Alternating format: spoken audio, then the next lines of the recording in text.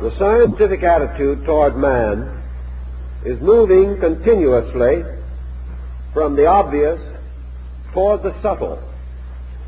We are beginning to recognize a network of intangibles lying behind the human personality. 25 years ago, the world was sharply divided between those who saw in man merely a highly perfected machine and those clinging to the spiritual foundations of our culture and resting their case upon the reality of the human spirit and soul. The interval between these two groups is only now beginning to be bridged.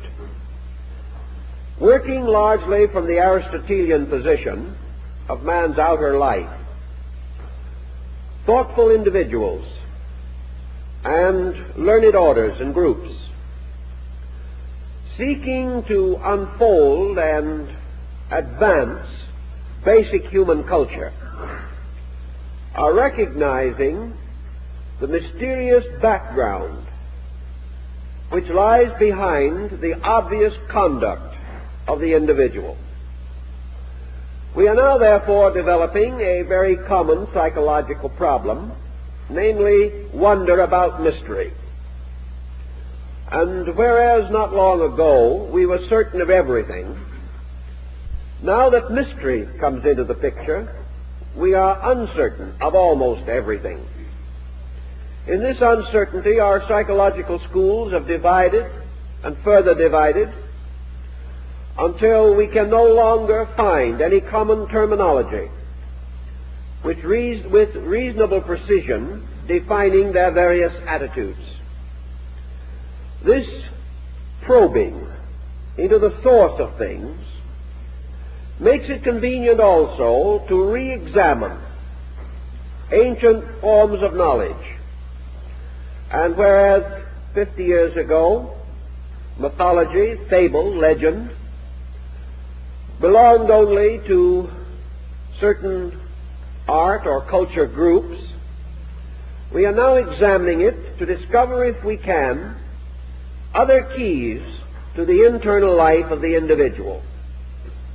Along the same line, we are beginning to be aware of the workings of ancient sciences. We are still inclined to assume that most of these sciences were psychological, particularly in the fields of therapy. We are still not convinced that all ancient remedies were as effective as they seem to be. Perhaps a great faith, a strong and ardent dedication to beliefs help these remedies. And we are thinking now in terms of the importance of this ardent belief in helping us in the various fields of our problems. We have noted that the ancient man seemed to be able to believe more easily than we do, because he lived in a world of mysteries and wonders. Modern man has a hard time becoming a devout believer in anything, because he lives in a world of so many critical opinions, so many cynical attitudes, and so much that passes for sound and solid knowledge. He is finding, however, that the lack of the ability to believe is weakening him, making him less able to carry the daily burden of life. As he de-glamorizes every part of his culture, he finds himself dying for lack of a little glamour. Now we have a reaction here, but we have now transferred our instinct toward glamour, toward hero worship, toward objects that are not really satisfactory. We are discovering that movie stars, prize fighters, and orchestra leaders, as subjects for glamour, are not quite so efficient or successful as the ancient gods or the muses or the prophets of old. All our glamour has become so materialized that it carries with it very little internal contribution to our strength. Digging back into all these old beliefs and ideas, we come to one of the earliest of them all, and that is a word which up to 10 years ago was anathema in the field of science, and that word is astrology. It was held to be one of the most ancient of man's vulgar superstitions, held to have no foundation in validity of any kind, and a great many second-rate astronomers have made careers out of belittling it and attacking it.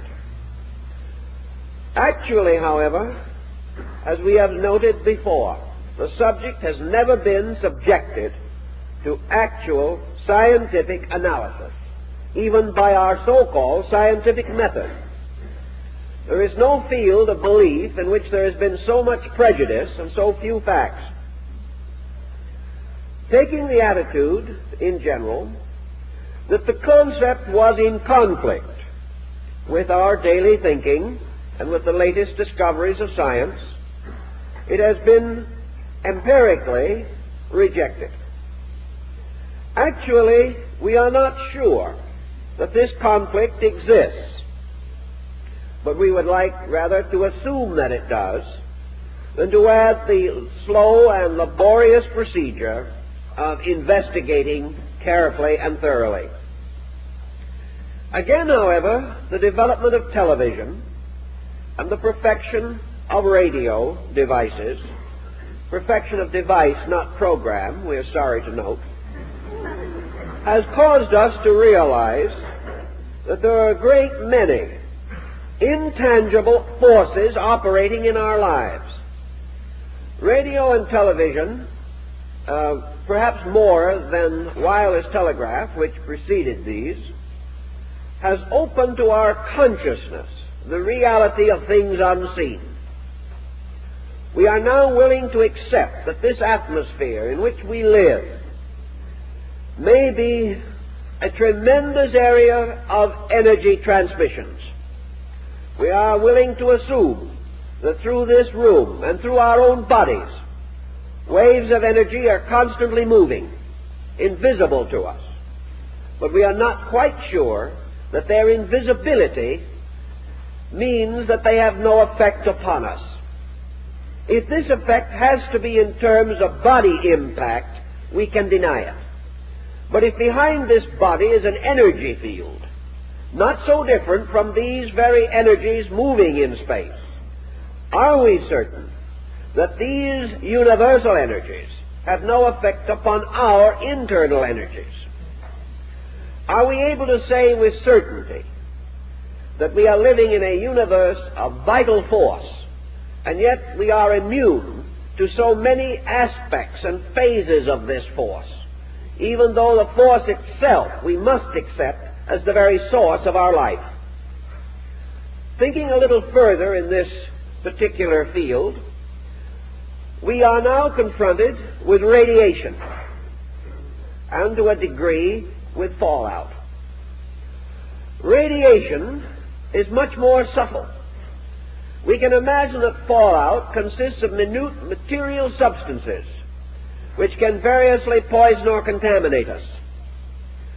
But in terms of radiation, we are again in the presence of an invisible energy, and yet we are now convinced that this energy can kill, that it does affect us.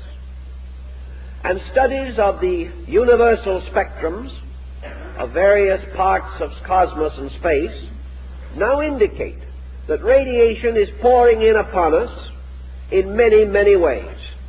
Not long ago, a scientist pointed out that we are continuously in a field of radiation that is actually more dangerous than the atomic bomb.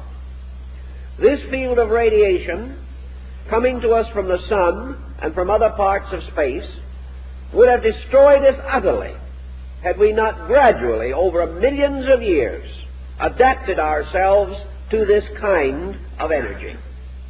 So that we are living in a field of death, living because we have adapted ourselves to death.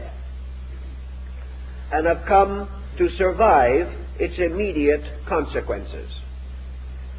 With this type of thinking, therefore, the possibility that man lives in a world of energies is not nearly as mysterious as it used to be, or as difficult to accept.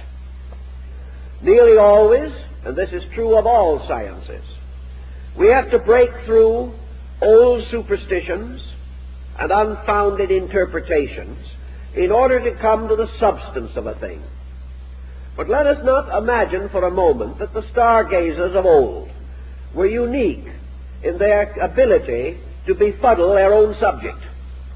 Today, in practically every branch of learning, the greatest menace is the expert. This individual is so set in his own ideas and so certain of his own methods that for every fact we discover, we add at least 3 or 4 new superstitions for our memory to struggle with. Today we are encrusting nearly all of our modern branches of learning with interpretations and explanations that will be obsolete in 10 years. If, therefore, the subject of astrology has been exposed to human interpretation and misinterpretation, as Dr. Budge of the British Museum points out, for nearly 35,000 years, it is quite conceivable that it would have accumulated a number of elements and factors which may have to be sloughed off in the search for facts.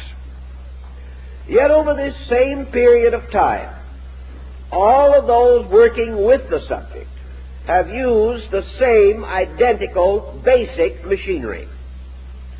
And as is also pointed out by Dr. Budge, the interpretations used today are identical in principle with those found on the cuneiform Chaldean tablets that go very far back into the reign of Hammurabi among the Babylonian peoples. The same essential procedures, the same structures, with the possible exception of mathematics, upon which the whole subject depends. There is no other branch of learning that has survived so long without being completely reconstructed. It might therefore seem possible that there was certain validity that is unchanging, moving under the surface of the various national systems of divination which we have now come to regard as pseudo-sciences and to consider as hardly worth scientific thought. We are not nearly so sure anymore that these are worth so little attention. Another interesting and significant factor is the wide distribution of these beliefs. It has been said, and perhaps not untruly, that no culture system has ever attained maturity without the belief in the influence of the heavens upon the earth and man. India, China, Persia, Greece, Egypt, practically every great culture that we have known has held this belief. And up to the last 500 years, it has been for the most part held with esteem. And it was certainly regarded most affectionately by the great astronomers of Europe, to whom we are indebted for our new, emancipated astronomical theories. I refer to men like Kepler, Galileo, Copernicus, Brahe. These men, who were themselves the great patron saints of modern astronomical knowledge, they were all astrologers, including Kepler. This concept means that a thoughtful mind can also accept this idea. Perhaps it was lost to us with the rise of the great 19th century materialistic system. It could not then be fitted in, because man could not, under the dictum of science, believe what he could not see or accept what could not be demonstrated in a laboratory. Unfortunately, however, he had made no consistent effort to demonstrate, and therefore found it easy to reject something that he was not even interested in considering. Again, perhaps, the tremendous competition in the mind of man between antiquity and the modern world, the reluctance that we have to assume that other peoples or other ages have had knowledge that was important. We more or less hate to admit this. We like to feel that we are unique in every field of discovery. And some East Indian scholar and scientist, in this case Nobel Prize winner, tells us that the Hindus were using electricity and making batteries 7,000 years ago. We are more than astonished. We are humiliated. We are offended. It is a personal grievance. And the first thing we must do is to prove that it is not true. It is to us more important to disprove these things than to investigate them. A small opening has been made in this wall of attitude on the level of medicine.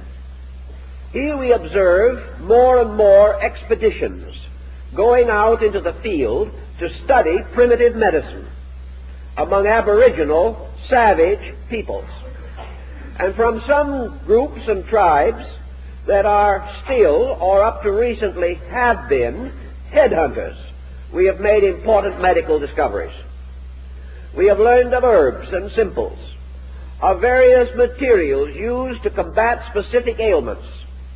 And out of the primitive lore of the medicine man, the voodoo doctor, and the juju magician, we are gaining information that will help Americans to live longer. At first, this was also so humiliating, no one dared to think about it. Today, however, we have a slightly improved attitude because we are all uncomfortable and are seeking remedies. And it has dawned upon us that it is better to have the remedy than keep the prejudice. It took a long time to get this far. This may be termed a major step in culture, a step towards better times for all of us. The development of psychology has brought with it considerable interest in the intangible sources of human energy supply. It has caused us to become aware of this dream life behind the individual and the classification, as we have advanced it, of the various forms of phenomena emerging from man or moving through man has increased our respect for the mysterious plus X in the root of man. At one time we were certain that this selfhood in man was nothing more or less than the byproduct of irritation in the cerebral processes, that the individual, becoming mad enough, became a person. We are not quite certain of this anymore either. We are beginning to think more and more in terms of the person living in the body. And we have suddenly come to the realization that an unseen, invisible, immeasurable quantity, which we call self in man, is responsible not only for his actions, but for this vast and wonderful conglomeration of attainments which we call the modern way of life. We are suddenly realizing that the skyscraper, that the atomic projectile, the airplane, all of these things emerge from something scientifically beyond access.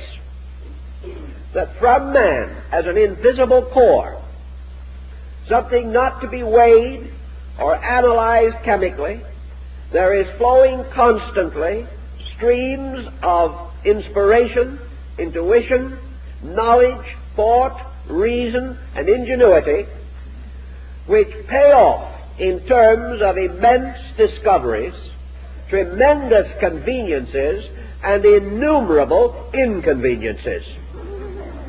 Whatever this is in man is not an unmixed blessing. It is capable not only of making a tremendous contribution, but of gradually transforming man into the problem child of history. With this gradually increasing respect for invisibles. Science must ultimately turn its attention to new levels of demonstration.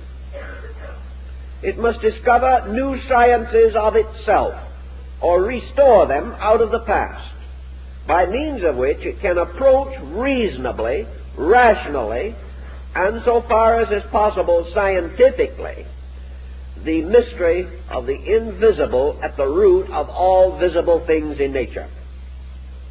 Until it achieves this, it can never move from the sphere of effects to the world of causes. And all effects are suspended from adequate causes in nature. We like to think, of course, that visible effects are practical and invisible causes are impractical. Yet how shall we say that that is impractical, which, though unseen, becomes the power behind all practical works and labors? It is like some mysterious moral force, like man's urge to love. We cannot define it, we cannot explain it, but whatever good we have in our world has come from it.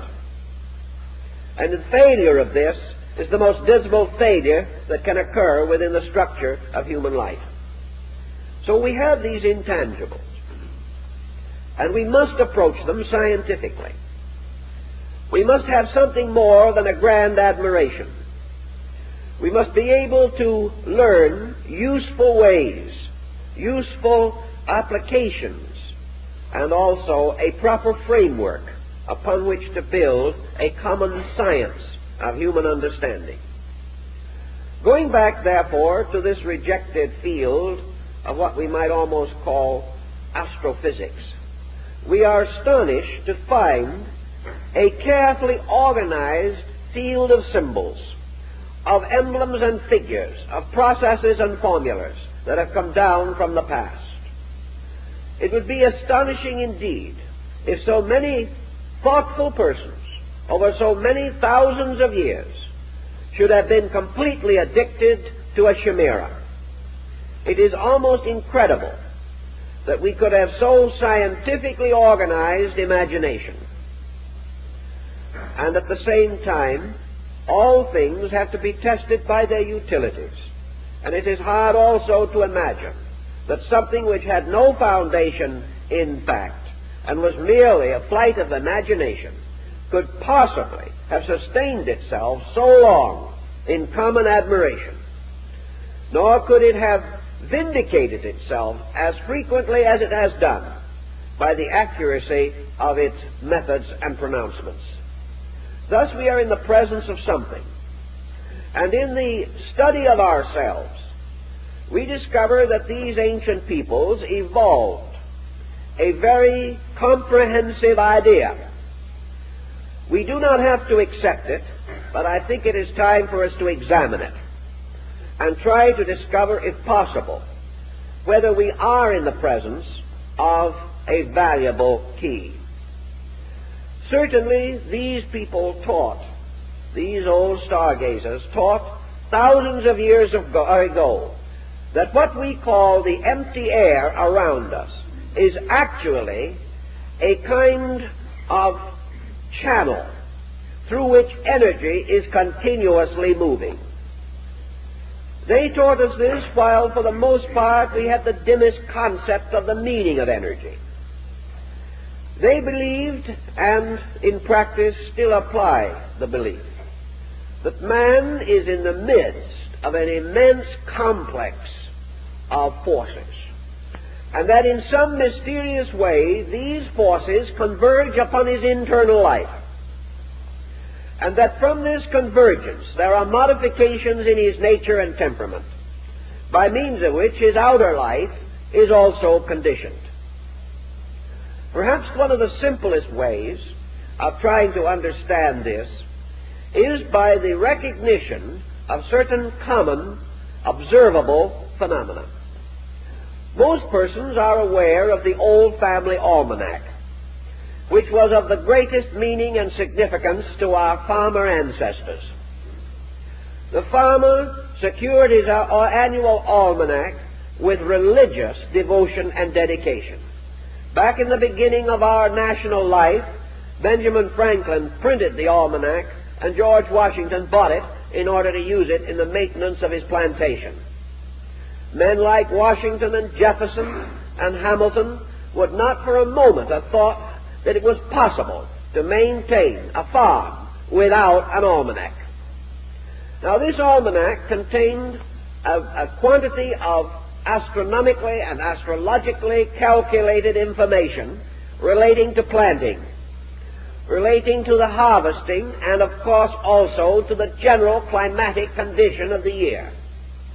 Some of you probably have known farming people, perhaps were raised on farms yourselves, and it would be quite obvious that a shrewd and canny farmer, and farmers are not foolish, would not have for years depended upon these almanacs for the regulation of his planting and protection against sudden inclemency of weather unless he had justified to himself that it worked. These people were shrewd. They were not even wasting 5 cents on an almanac unless it meant something. And they certainly would not follow it long if the result was the loss of their crops. But that these things actually did have bearing upon planting has later been proved under scientific conditions in Arizona, where planting various vegetables at different phases of the moon shows distinct effect. That these influences do have some bearing. St. Thomas Aquinas, the great Catholic philosopher of the Middle Ages, pointed out that it would be incredible to assume that the moon, which it has the power to draw the waters of the earth and to establish the tidal rhythm of the seas, that such a powerful influence has no effect on anything except water. Assuming also that it had no effect upon anything except water, let us remember that the human body is over 85% water. If it can move the tides, this lunar influence, has it any effect upon the liquids and humors of the human body? Studying tree rings, we observe distinctly the cycles of sunspot maxima in the tree. And it is possible to find out from the study of tree rings the dating on cycles of sunspot maxima. Of course, we have easier ways of dating, but it could be done by that means.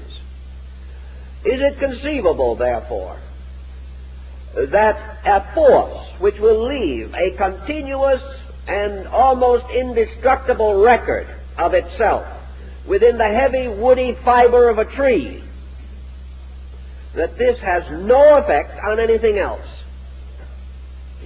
We know also the effect of these motions of energy in space upon the great cycles of financial adversity and promotion in the affairs of men.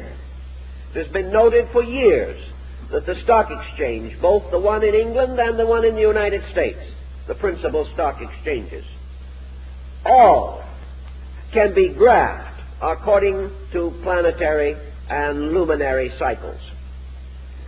Now, even if we wish to assume that the planets have no effect upon man and only on the stock exchange, can you imagine anyone who is not affected, directly or indirectly? Whenever we come to this recognition, we must come also into the realization of the interdependence of living things. And we must realize that anything or any force which can change the fur on rabbits or can result in the development of these tree ring circles must influence profoundly the interior energies of something. It is difficult to assume that all this influence is merely from the outside. We are not able at any moment to check this influence. But after a period of years, we perceive it. And we are suddenly aware of a very subtle form of energy, modifying the conditions under which we exist.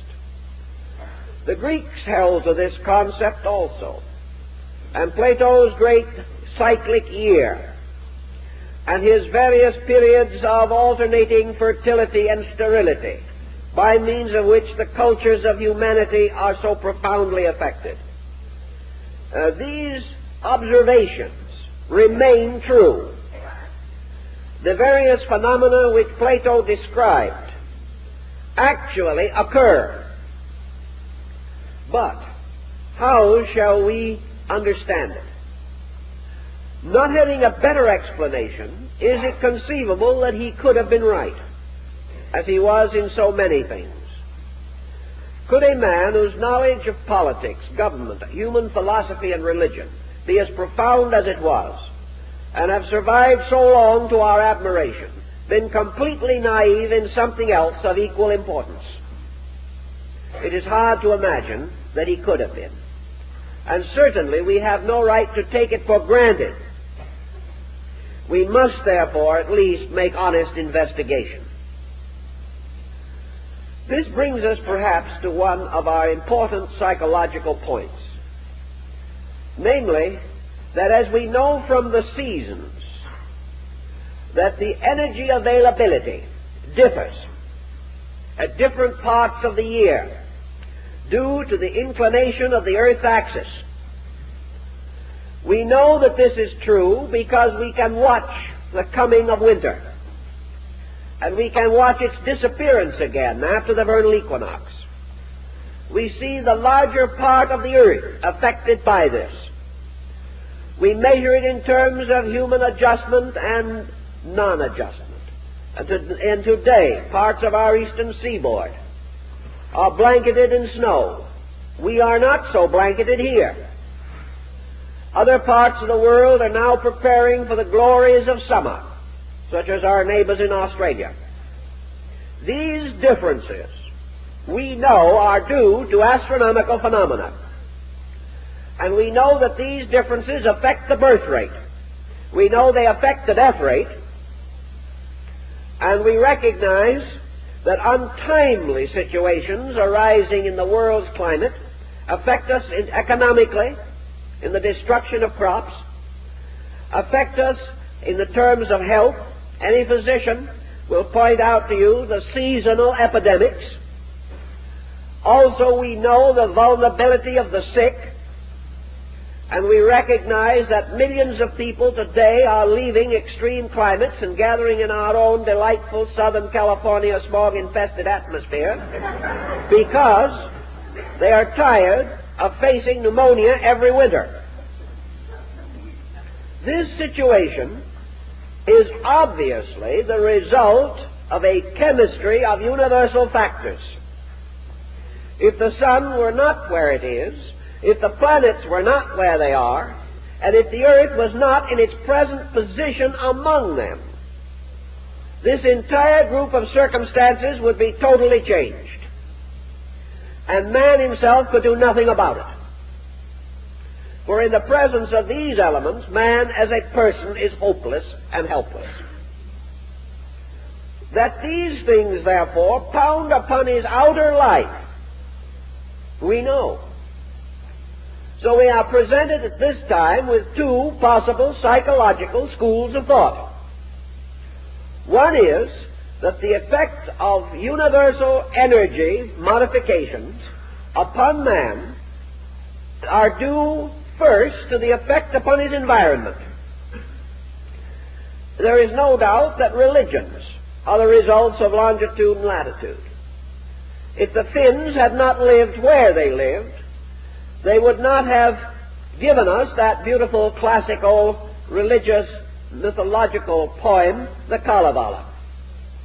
If the Hindus had not been exactly where they were, they would not have given us the peculiar interpretation of Hinduism that we have today.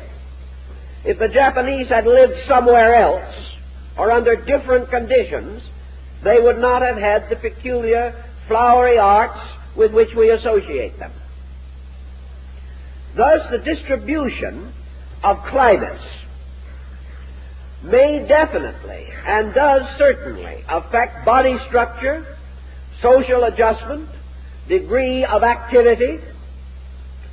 It has a strong effect upon ambitions, motivations, and upon the contemplative interior life of the person. Thus, if man is the result of the town in which he lives, the books he reads, the friends he meets, and the relatives he has accumulated, so he is also subject to the seasons, the weather, the climate, the terrain in which he exists. Mountain people are different from valley people. And it is quite conceivable that this vast, intangible atmosphere, which is actually constantly modifying our way of life, may also be moving in upon us as a psychological factor in our temperament and our disposition. Thus, merely the fact that the sun and the moon and the stars are in the sky has affected us. It has affected our religions, and in turn these have moved our living.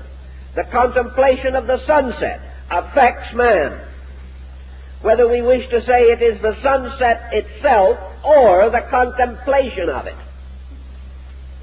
May be a psychological point, but it has had its effect and has come down to us in the personification of the sunset and a whole cycle of gods and goddesses and heroes. These in turn have affected our moral lives. And to a measure, our moral lives are in continuous and stressful relationship with economic existence. These things affect. Consequently, if we wish to say that the universe produced the environment by which man is what he is, we are only making another statement of the power of universals upon the life of individuals. Now we know that man's actual existence, along with the existence of everything else that does exist, is due to participation in a life principle, that through man constantly something electric, magnetic, some strange life fluid essence pours and flows continuously. That in this essence also man has his existence, in the light and the air and space around him. For every part of himself that is tied to the earth, there are countless parts tied to space. We have become so accustomed to watch our feet and think of the solid earth beneath as a symbol of all reality, that we have forgotten that were we and are we separated from the space energies by which life is maintained, we will simply and do simply pitch forward upon the earth dead. Thus our lives come to us out of life itself. And how shall we observe or assume that life reaches us? Are we to follow with the ancients that believe that the life of man really originates in the living spiritual being that ensouls the planet? Or are we willing or more inclined to assume that it arises from the tremendous energy fields in which this planet floats, suspended itself by one of the greatest mysteries of energy and motion? Thus assuming, and we must assume, we have no choice, that our energies, by which we can lift a hand, read a book, take a step, that these energies are invisible but absolutely real, and that without these energies we have no achievement, no existence possible. We have the telephone, we have the instrument on the wall or on our desk. We know that it is tied with a mass of wires and a network of stations and substations to phones all over the world. Yet if the current that moves within these wires and carries the message ceases, the telephone ceases to be important, although its physical structure remains undisturbed. it ceases to live. It is dead. Therefore, the energy which we cannot see is really a kind of divine power, and the instrument made for that energy is our acceptance of the reality of that power, and our desire to build a house for it, whereby it can live with us and serve us. But the instrument is the servant of the energy. Without the energy, the instrument is meaningless. And in the same way, the human body, about which we boast so much and so continuously, is an instrument. And without the energy that ensouls it, it is meaningless. It is unable to achieve any of the purposes for which it is intended. Now, we have not yet reached a point in popular thinking where it has occurred to us that this energy upon which we live may come to us in a conditioned form. We are fully aware that there are many energies in space, that there are planetary rays, solar rays, cosmic rays. We are now recognizing that we have a universe like a very intricately woven fabric, the very substances of this fabric being composed of energy, that this energy is subject to innumerable laws of its own kind, and that there is also various adjustments and conflicts between the laws of energy and the laws of matter. These facts are dimly coming to our attention. But now comes the gravest question that we know. This energy stream that sustains us, is it a pure, unconditioned stream? Is there nothing between this life principle and body? If there is anything between, what is it? Is there some reason, some archetypal pattern governing the distribution of this energy according to laws, according to principles, according to values? If such government exists, in what is it posited? What is the universal machinery by means of which the specializations, diversifications of energy are possible? We know that the orderly progression of seasons means that this energy is subject to mutation. It is subject to being more or less available. We cannot say that the energy itself is more or less. But we do know that in a given area, at a given time, the energy allotment may be reasonably determined. That this allotment is not continuously identical with itself.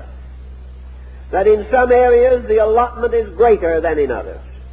And that this allotment is governed by laws of periodicity. Consequently, we have evidence, physical evidence, to prove that the flowing of this energy into form is subject to laws.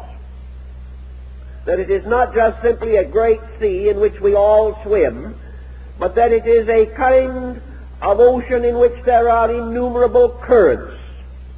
And therefore, that because of the infinite diversity of the sea itself in this case, it is able to sustain an infinite diversity of life. Studying this, the only answer that anyone has ever been able to advance, and Kepler probably did as well with it as anyone has, the only explanation to account for the control, regulation, systematic distribution of energy is the relationship between universal bodies. That just as surely as the comparatively insignificant inclination of the Earth's axis results in the vast phenomenon of seasons, that actually energy is specialized by relationship, and that it is not that the individual is nearer to it or further from it, but assumes various aspects in relation to it that constitutes these modifications. That the continual motion of the heavens, with its innumerable universes and galaxies, extending into the uttermost conceivable and inconceivable fastnesses of duration, that this immense machine actually is responsible for continuous modification in the flow, volume, relationship of energies. Some of these energies moving from remote areas are of such long duration that they are like Plato's Platonic year, which lasts over 25,000 human years.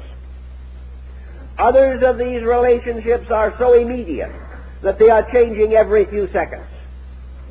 There are tremendous interrelationships of long and short time cycles, some extending into such infinities that we can scarcely calculate them.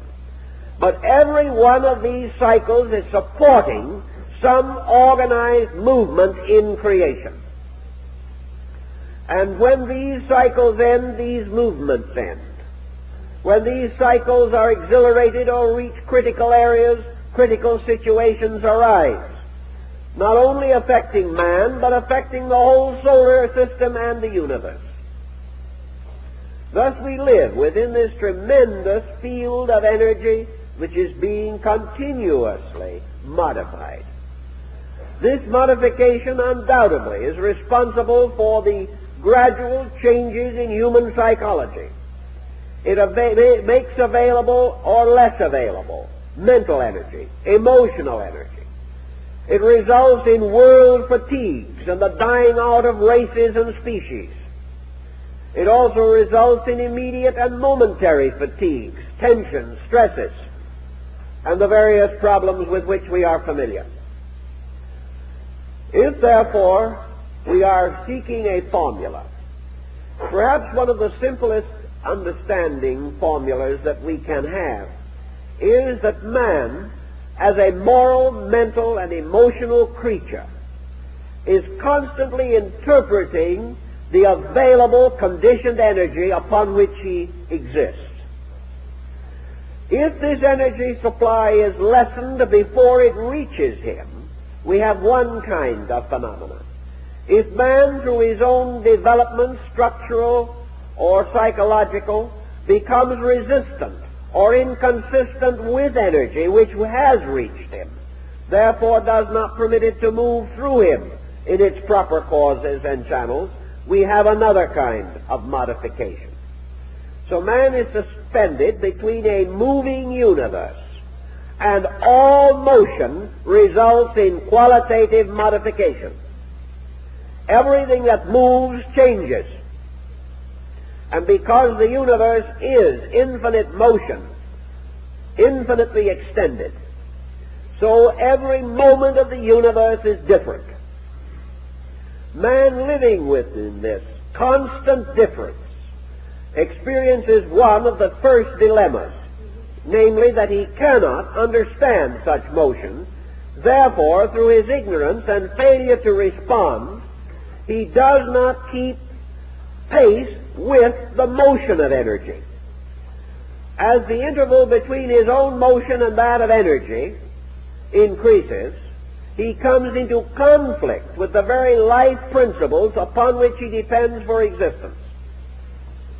Such conflict may well lie beneath the entire problem of human adjustment, physical and metaphysical.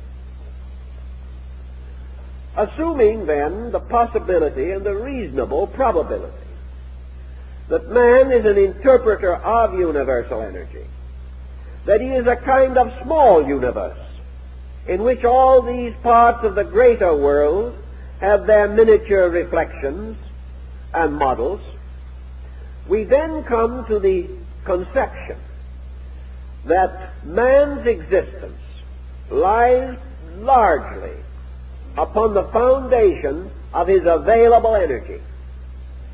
Energy is the source of function, and function for man is the reason for existence. Unless he is able to function in these patterns, he has lost the significance of these patterns to himself. If then we must seek for a basic explanation, let us remember that the very primary element of ancient astrological thinking had to do with energy allotments.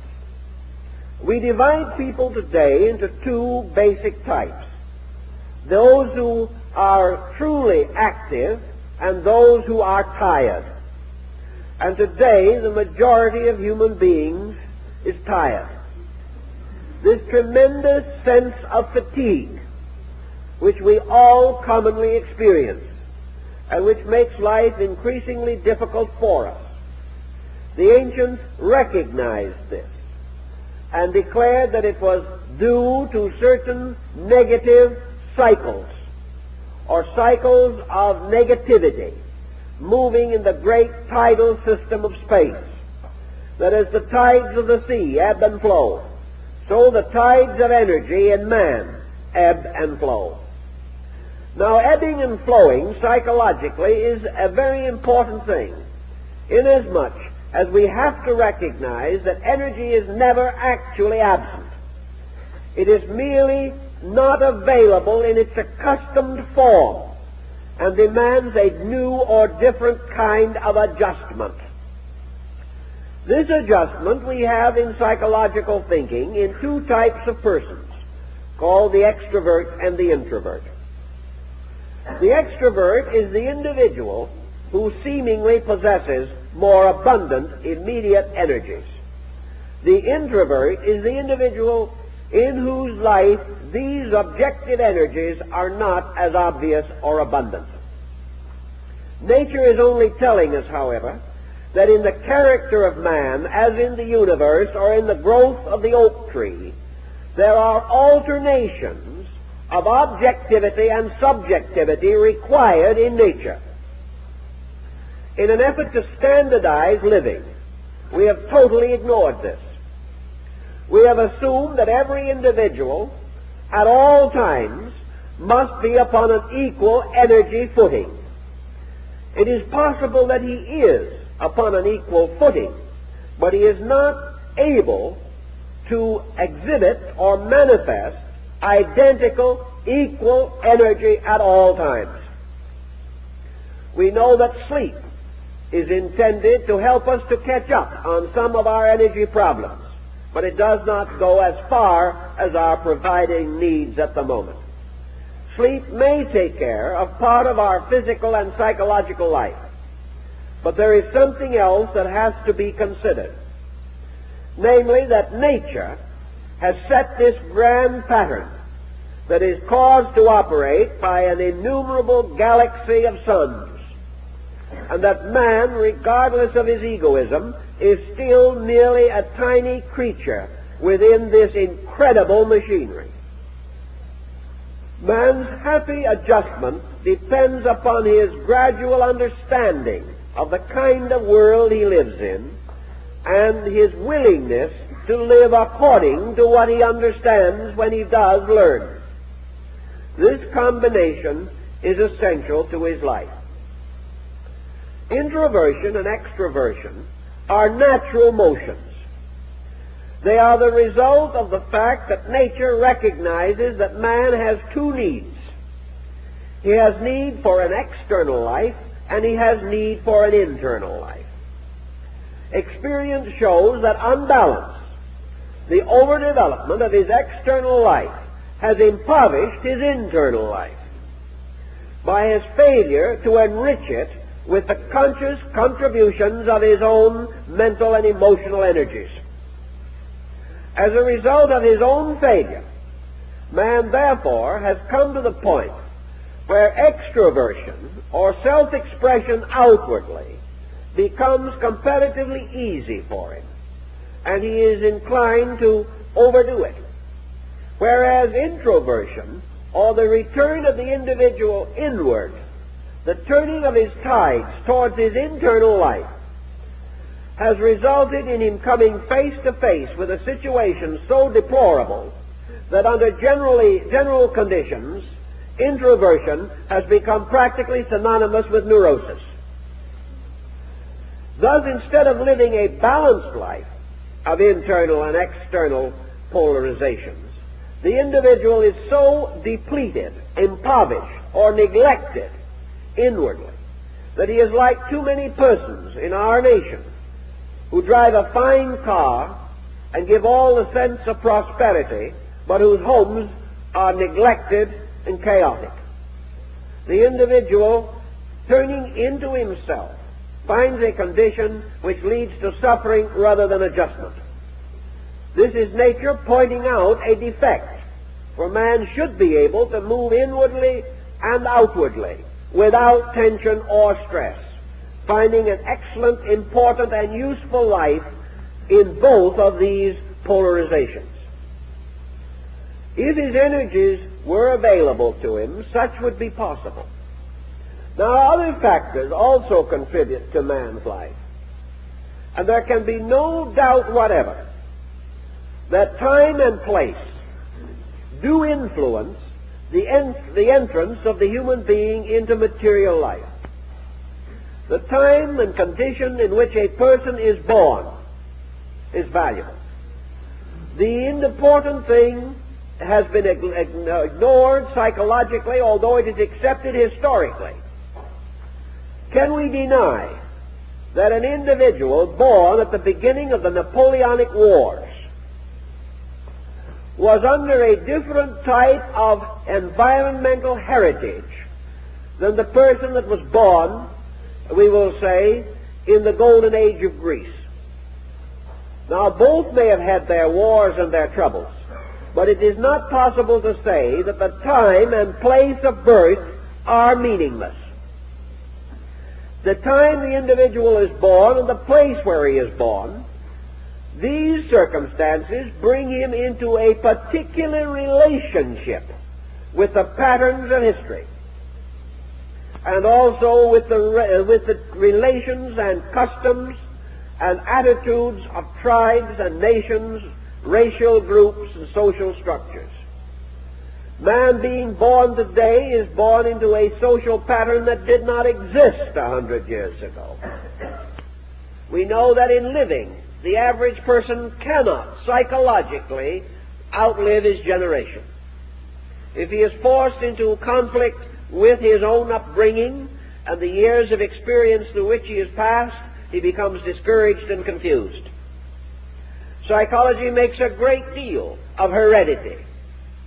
Astrology simply states that man's universal heredity is derived from his relationship to universal energy fields. Also, that the peculiar circumstance of his birth is a relationship between energy in the field of space and the energy of the individual himself. Therefore, there is a time to be born and a time to die.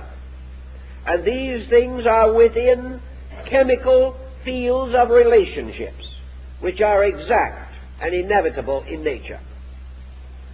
By means of such laws and principles, not only is universal machinery maintained, but also universal ethics. The rightness of things is made possible because of the immutability of the universal pattern in which we exist. Also, in studying their nativities of persons in ancient times, the old stargazers studied, first of all, the individual's personality. The personality is that part of us which we exhibit to others. This personality is the container, the vessel, into which energies will be poured.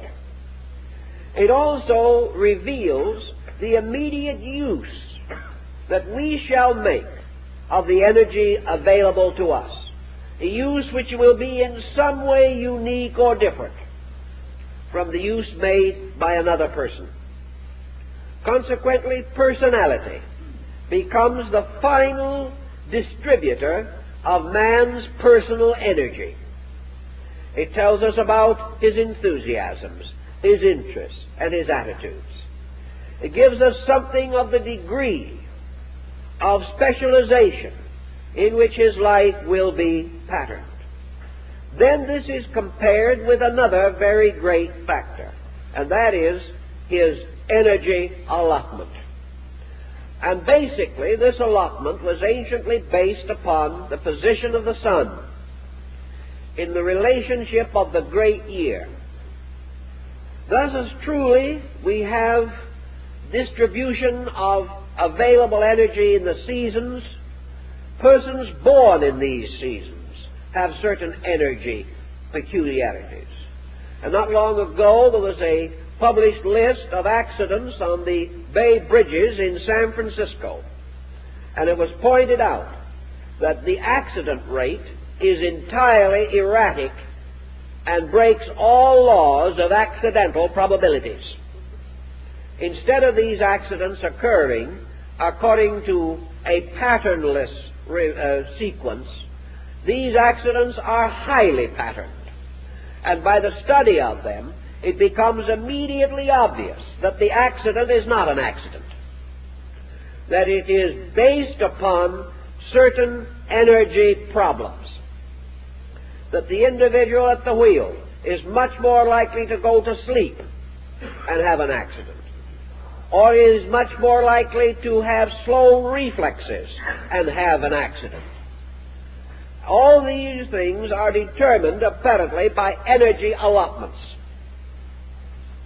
Thus the sun to the ancient was the symbol of man's energy allotment, its relationship to him, its effect upon him, and the bridge between the sun in the heaven and the source of life light in man.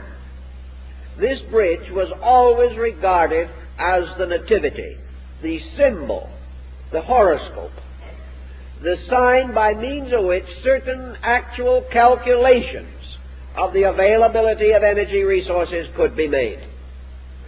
Now, better calculations may be made in the future, but we view with considerable interest the audacity of the ancient, who long before the dawn of science actually did fashion a bridge by means of which he sought to measure the life power in man and the peculiar action of this life power in various men, not merely in an empiric situation. From energy allotment, then, we come to the conclusion that two kinds of persons do exist.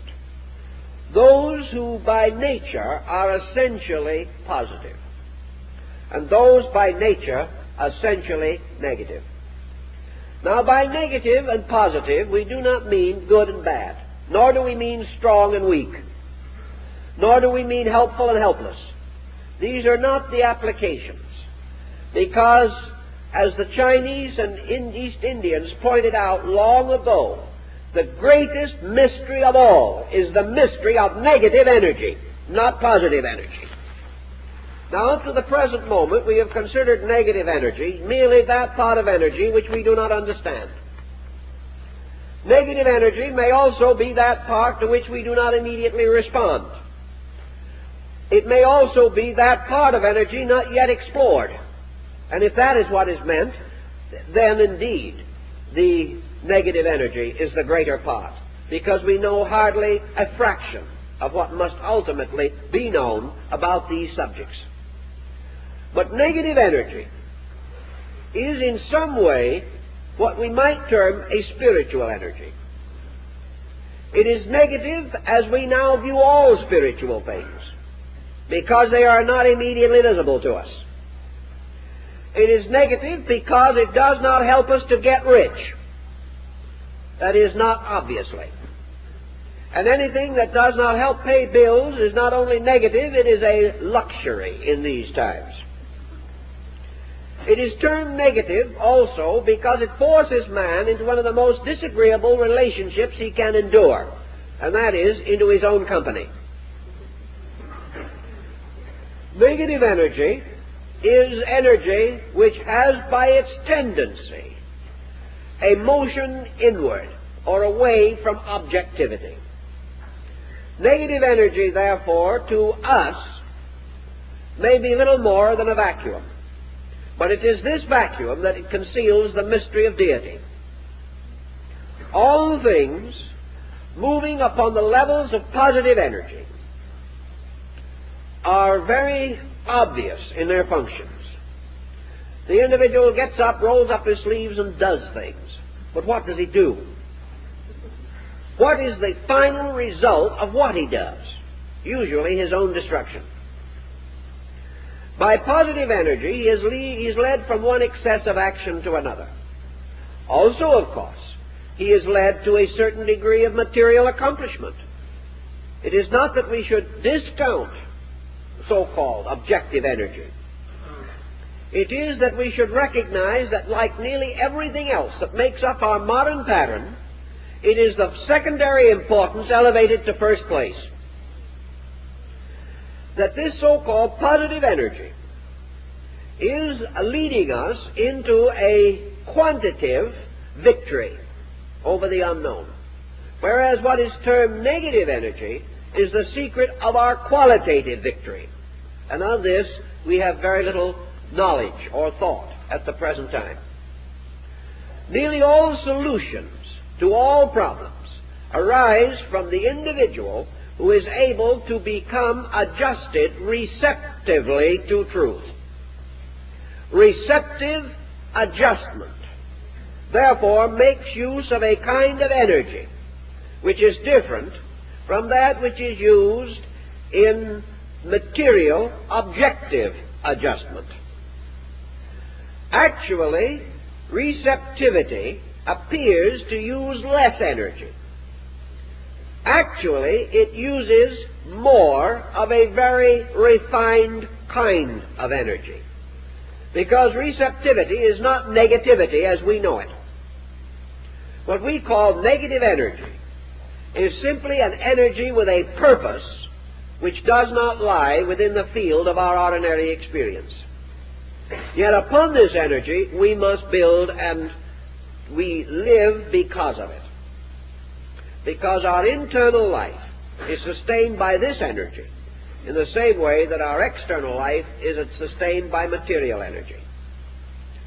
Therefore, out of the study of the effects of the universe upon man, we must ultimately come to the recognition that man has an internal life, which we may term a psychological life, and that this is subjected to laws other than the laws of matter. Our attitude today is that all influence that models or molds the internal life of man comes from the outside, and is made aware, and we are made aware of it, or it is visible to us because of the light of the sun shining upon it. Paracelsus declared emphatically that the interior life of man is also subject to energies and laws which are not obvious materially, and that the individual's inner life is subject to its own environment, the forces of it, and the energies sustaining it. If our outside life is in a quantitative environment, our inner life is in a qualitative environment. Consequently, our inner life has an existence of its own. And this existence also has a nativity, has an endurance in space, and is subject to a kind of energy pattern. What we call psychologically archetypes are more or less proofs of this. For archetypes are forms set up in a formless state. They are kinds of entities which are not materially available to us, yet they become the actual motivating symbolic energy powers by which conduct can be and is modified. Thus, in astrology, the ancients were firmly convinced that man possessed an internal being, and that this internal being was subject to laws that must be discovered, and that these laws are not just the laws of material existence, but are laws relating to the controlled direction of electrical and magnetic phenomena. That the spiritual life of man operates in a field of energy, just exactly as the material life of man operates in a field of phenomena. That we must understand this energy, and must most of all adjust to it. the inner life of man has a normal or an abnormal adjustment with its own energy fields. When the inner life of man is completely the result of the pressure from the lower outer life of man, then this inner life is imprisoned, locked within a situation for which it was not intended. There was never a time in nature when nature intended the lesser to govern the greater. There was never a time in the constitution of man when it was assumed that the outer life of man could satisfactorily regulate his inner life. In every instance, the inner life must regulate the outer. Authority must be vested in that which is superior. When, therefore, the outer life of man, affecting the internal life, makes it difficult or impossible for the psychic field to operate normally in manifestation in this world, we have a psychotic. We have a false situation whenever we try to force that which is less upon that which is intrinsically more. Also in this situation, we have the continual fact of the need for the psychic life of man to keep the laws of the psychic life of the universe. Man who breaks the material laws of nature is punished physically. When man's entity or selfhood comes out of adjustment with universal energy, he is punished inwardly or metaphysically. He is punished by a series of invisible ailments that are as dangerous to him as physical ailments are to the body. Paracelsus pointed out that every ailment known to the body has its equivalent in the psychic field of man, and that it is just as easy for the individual to be sick psychically as it is physically. But he did not affirm, and neither did the other ancients, that all psychic sickness arises from the personality. He assumed that psychic sickness arises from psychic disobedience, in the same way that physical sickness results from physical disobedience. And psychic disobedience is in harmony between the energy field of man and the great universal field which must nourish it. In harmony of this kind may and does arise from several possible causes. The most common cause would be paralleling that of physical ailments, namely that the individual's psychic field is unable to form a natural, proper adjustment with its own source of nutrition. That wherever this occurs, you have psychic stress. And wherever this occurs, you have something else that causes it. And the thing that causes it would be the equivalent of egoism or egotism. The individual who stands against the law, the individual who believes or thinks that he does not have to obey, the individual who takes an attitude of aggressive egoism in forcing his own concepts upon nature. His punishment for his arrogance is exactly what occurred to the builders of the Tower of Babel. As most ancient physicians and some schools of modern medicine point out, the greatest single cause of sickness is obstruction, that by means of which natural function is impaired. Bodily obstruction due to tension will impair body function and reduce health. Psychic tension in the form of psychic stress interferes with the distribution of energy on the psychic plane and makes possible the development of psychic ailments. If then the problem of the great cyclic year is taken into consideration, man must not only keep the laws of nature to exist, but he must also keep the laws of soul if he is going to exist. The laws of nature, these are simply man's way of naming energies. Laws are actually at least manifested through great orderly energy patterns. Wherever there is disobedience, it means that we have broken relationship with energy. Wherever we have gone our own way, regardless of right and wrong, we have broken harmonious relations with energies that were necessary to sustain us. And the ill result of our poor conduct is due to the amount of energy that is cut off. In the same manner, our psychic life is due to the energies which by various attitudes, complexes, fixations, etc., by which we crystallize or obstruct the motion of the psychic life of man. It is as though a fish in the sea tried to stand firm and prevent the tides, especially a very small fish, a minnow. This particular type of disobedience is ridiculous and is only possible because man does not understand. If he ever saw the facts, he would not be so foolish.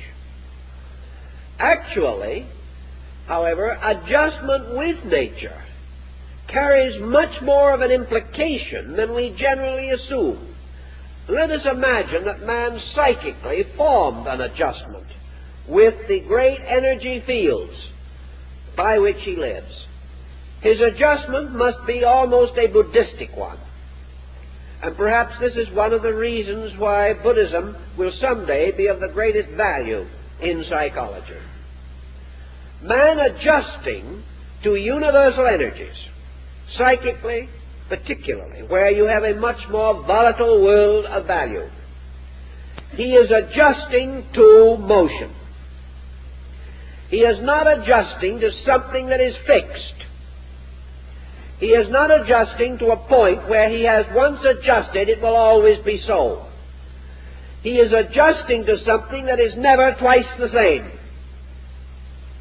He is adjusting to something that is itself pure motion.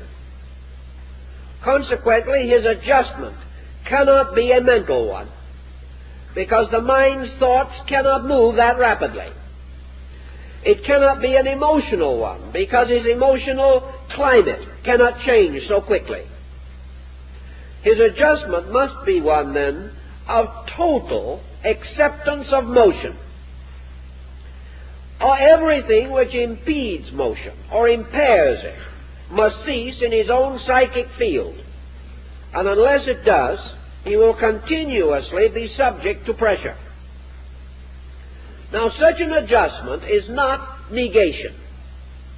It is the most difficult of all possible attainments, because it means that the individual must be integrated in constant motion. He cannot merely lie back and float. He must function in motion. He must recognize that out of a moving core within himself, continually adjusting more completely to the energy patterns of space, he is unfolding, he is growing, he is moving with qualitative as well as quantitative motion. To achieve this is a very high end in learning and knowledge. And before he can achieve it, he must recognize the need of it.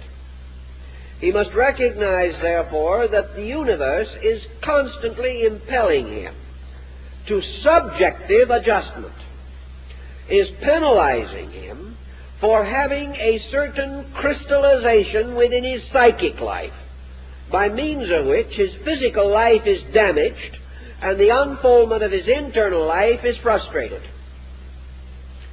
To move with these energies, to be able to use them, requires a greater knowledge of them and their attributes, their qualities, and their keywords. And the ancient fashioned a simple little design on a piece of paper, which he called a horoscope, and in which he set forth in an elementary and rudimentary manner, it is true, the pattern of man's most immediate adjustment situation. he was convinced in his old days that this pattern was valid, that it was the only form of learning known to man in which his personal relationship with the universe was revealed, that it was no longer a grand relationship, but an intimate one, in which the universe moving into man and through man, and man moving into the universe and through the universe, that these twofold procedures could be analyzed, classified, studied, and with sufficient pains and effort, the entire subject could be broken open and made available to the individual. On this line of thinking, then, I believe there is more work to be done, more work that should be done as soon as possible, in order that we can finally get at the subjective person, not merely as he is reflected through body, but as he exists in his own nature, and will begin to emphasize the importance of working directly upon this subjective being by the great disciplines of philosophy and religion, rather than to depend entirely upon reflex action from the external life. We are working in a clumsy manner. We are trying. We are much further than we were 50 years ago. But we still have a long way to go. And it would be nice to feel that everyone essentially interested will do all they can to encourage this research and not fall into the ancient pattern of pronouncing these things impossible or improbable. We live in a world where nothing is impossible. And the great thing that must be made possible is human adjustment. And until that is achieved, there will be no solution to the common disasters under which we must mutually suffer. It is our own final adjustment with this great clock of space, with its countless intermingling values, that gives us our hope of ultimate security and peace. Time's up.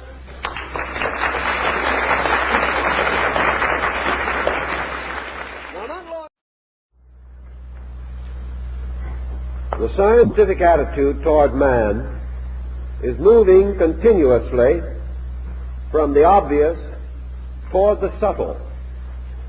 We are beginning to recognize a network of intangibles lying behind the human personality. 25 years ago, the world was sharply divided between those who saw in man merely a highly perfected machine and those clinging to the spiritual foundations of our culture and resting their case upon the reality of the human spirit and soul. The interval between these two groups is only now beginning to be bridged. Working largely from the Aristotelian position of man's outer life, thoughtful individuals and learned orders and groups,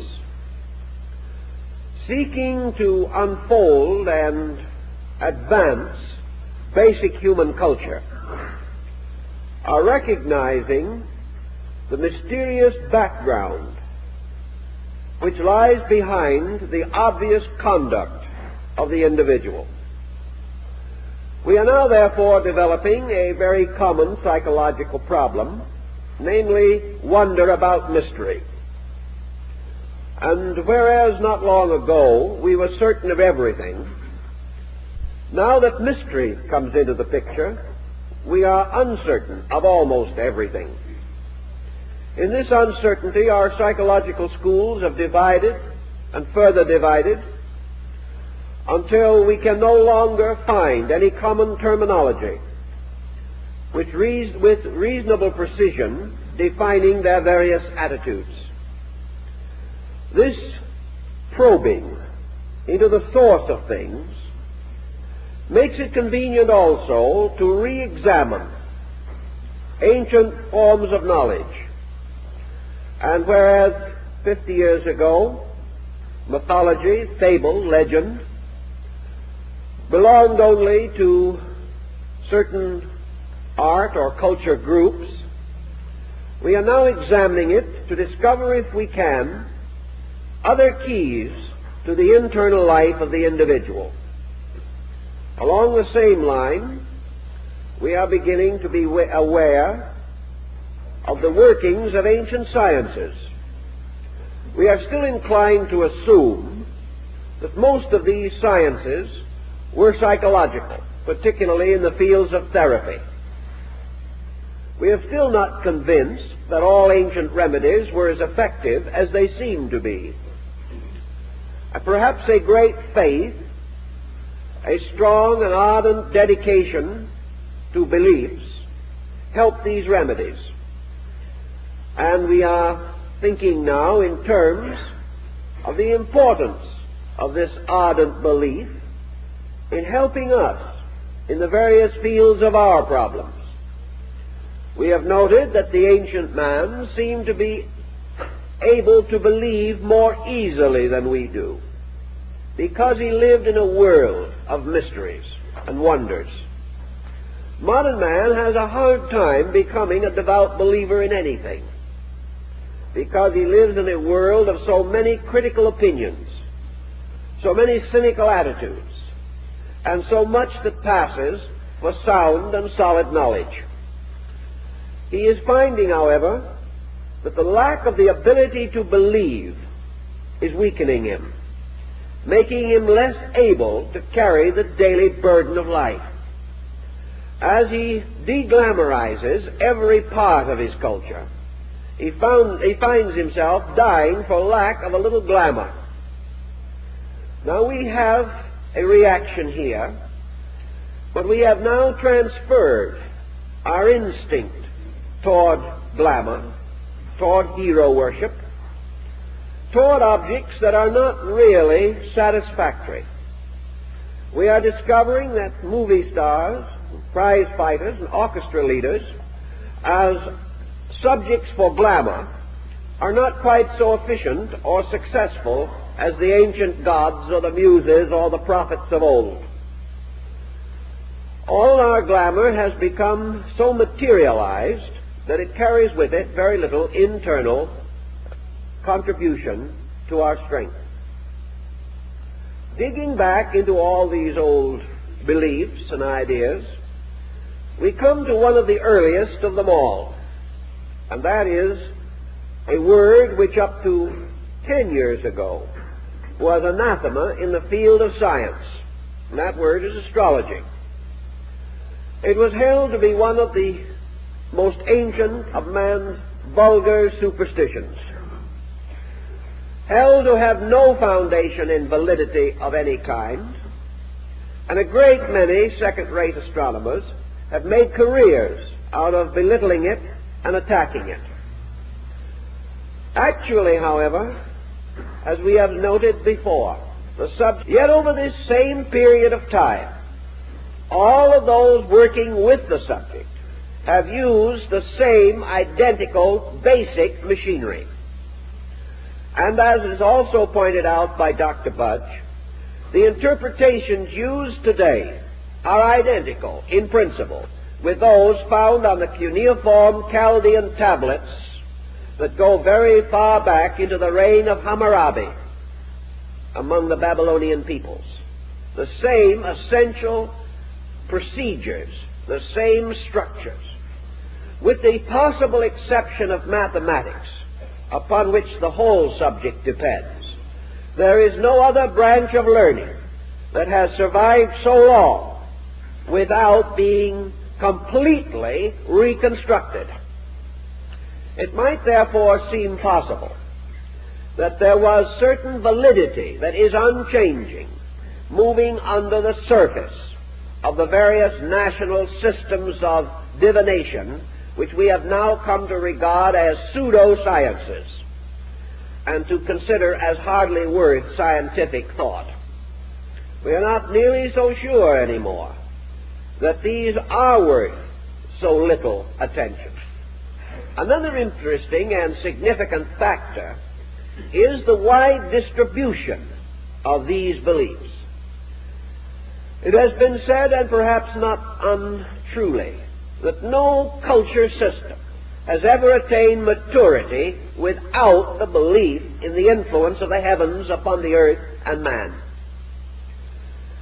India, China, Persia, Greece, Egypt, practically every great culture that we have known has held this belief. And up to the last 500 years, it has been for the most part held with esteem. And it was certainly regarded most affectionately by the great astronomers of Europe, to whom we are indebted for our new, emancipated astronomical theories. I refer to men like Kepler, Galileo, Copernicus, Brahe. These men, who were themselves the great patron saints of modern astronomical knowledge, they were all astrologers, including Kepler. This concept means that a thoughtful mind can also accept this idea. Perhaps it was lost to us with the rise of the great 19th century materialistic system.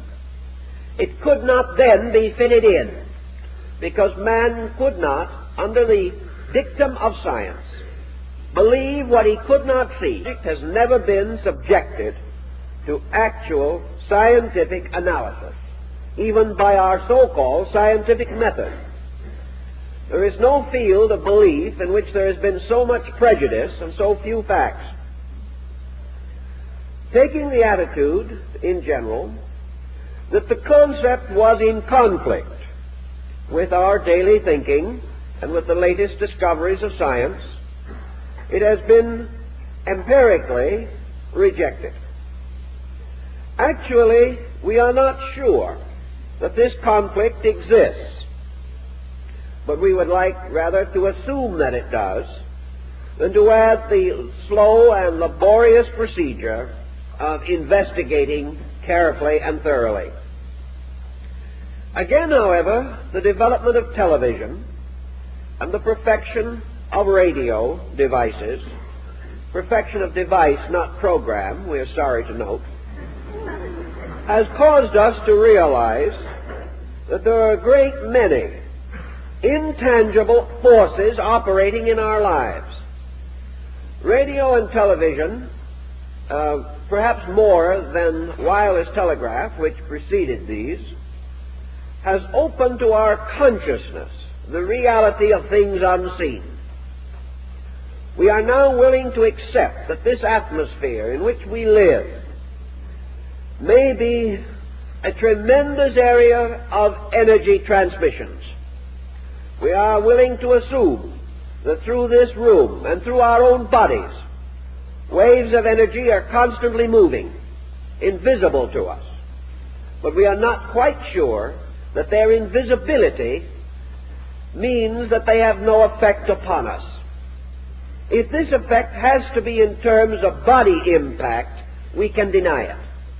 But if behind this body is an energy field, not so different from these very energies moving in space, are we certain that these universal energies have no effect upon our internal energies? Are we able to say with certainty that we are living in a universe of vital force, and yet we are immune to so many aspects and phases of this force, even though the force itself we must accept as the very source of our life? Thinking a little further in this particular field, we are now confronted with radiation, and to a degree with fallout. Radiation is much more subtle. We can imagine that fallout consists of minute material substances which can variously poison or contaminate us. But in terms of radiation, we are again in the presence of an invisible energy, and yet we are now convinced that this energy can kill, that it does affect us. And studies of the universal spectrums of various parts of cosmos and space now indicate that radiation is pouring in upon us in many, many ways. Not long ago, a scientist pointed out that we are continuously in a field of radiation that is actually more dangerous than the atomic bomb. This field of radiation, coming to us from the sun and from other parts of space, would have destroyed us utterly had we not gradually, over millions of years, adapted ourselves to this kind of energy. So that we are living in a field of death, living because we have adapted ourselves to death and have come to survive its immediate consequences. With this type of thinking, therefore, the possibility that man lives in a world of energies is not nearly as mysterious as it used to be, or as difficult to accept. Nearly always, and this is true of all sciences, we have to break through old superstitions and unfounded interpretations in order to come to the substance of a thing. But let us not imagine for a moment that the stargazers of old were unique in their ability to befuddle their own subject. Today, in practically every branch of learning, the greatest menace is the expert. This individual is so set in his own ideas and so certain of his own methods that for every fact we discover, we add at least 3 or 4 new superstitions for our memory to struggle with. Today we are encrusting nearly all of our modern branches of learning with interpretations and explanations that will be obsolete in 10 years. If, therefore, the subject of astrology has been exposed to human interpretation and misinterpretation, as Dr. Budge of the British Museum points out, for nearly 35,000 years, it is quite conceivable that it would have accumulated a number of elements and factors which may have to be sloughed off in the search for facts.